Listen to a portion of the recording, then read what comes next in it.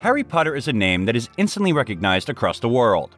In fact, it is the titular character who was central to the series of books written by J.K. Rowling that was then adapted for the screen. This series also led to the production of a wide variety of merchandise and has even inspired theme parks dedicated to the stories. It is rare for a series of books to lead to such a large and successful franchise, and for them to capture the imagination of both adults and children alike. But how did it all begin? And how did Harry Potter develop into the global franchise it has become today? Let's find out. Hey guys, welcome back to our channel, and today we will be discussing about the evolution of Harry Potter over the years. So, let's get started. It all began when the author J.K. Rowling's marriage had ended, and she returned to Scotland with her young daughter. She was forced to sign on for welfare benefits to support herself and her child.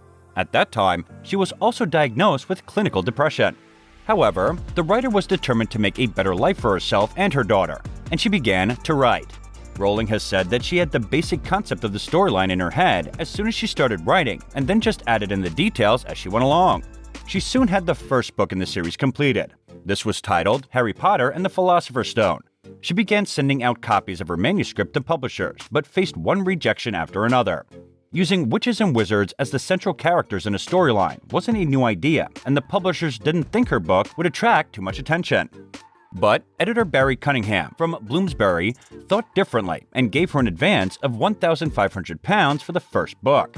Rowling was also awarded £8,000 by the Scottish Arts Council so that she could continue to write. The book was finally published in June 1997, and this was the start of an amazing journey for both J.K. Rowling and Harry Potter. Following the success of the first book, J.K. Rowling set about writing the rest of the series. In total, there are 7 books in the series, and the way they develop is rather unusual. In other book series, the themes, style, and reading age tend to remain the same, but Rowling took a different approach with her books. She wanted the books to grow with the characters and with the original readers of the series, who were probably a similar age to the lead characters when the book was first published. This meant that the storylines became darker, the writing style took on a maturity, and the details became more complex.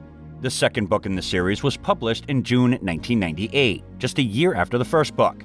Next came Harry Potter and the Prisoner of Azkaban in December 1999. And the fourth book in the series, Harry Potter and the Goblet of Fire, was released in July 2000. After that, it was a full 3 years before fans could read the next installment of the Harry Potter series, as the fifth book, Harry Potter and the Order of the Phoenix, was not released until 2003. This was followed by Harry Potter and the Half-Blood Prince in July 2005. And the final literary installment of the series was Harry Potter and the Deathly Hallows. This book was released on July 21, 2007, and it broke the records of its predecessors. It was quite early on in the story of the Harry Potter franchise that it was decided that the books would be adapted into films. The success of the first and second book attracted the attention of Warner Brothers, who decided that the storylines were perfect for film adaptation, and that the whole series was likely to become a huge success. The first film was released on November 16, 2001, and was directed by Chris Columbus. The film starred Daniel Radcliffe, Rupert Grint, and Emma Watson, playing the roles of Harry Potter, Ron, and Hermione respectively. These carries played the main characters for the full series of films. Rowling had stipulated that she wanted the film shot in Britain, and that she would only cast British actors in the roles. The author also had some creative control over the films, as she was allowed to review the scripts before filming began, and was a producer for the final 2 films. And this is how the series became one of the top hits and earned a great fortune. So, when J.K. Rowling first put pen to paper back in the 1990s, it is unlikely that she ever believed that her characters and stories would become such a huge success. The Harry Potter franchise is now one of the best known and most commercially successful franchises in the world. It is down to the success of this franchise that J.K. Rowling, this talented woman, will certainly never have any financial concerns again. And that's all for today, guys. Thank you for watching, and if you liked this video, then give it a thumbs up.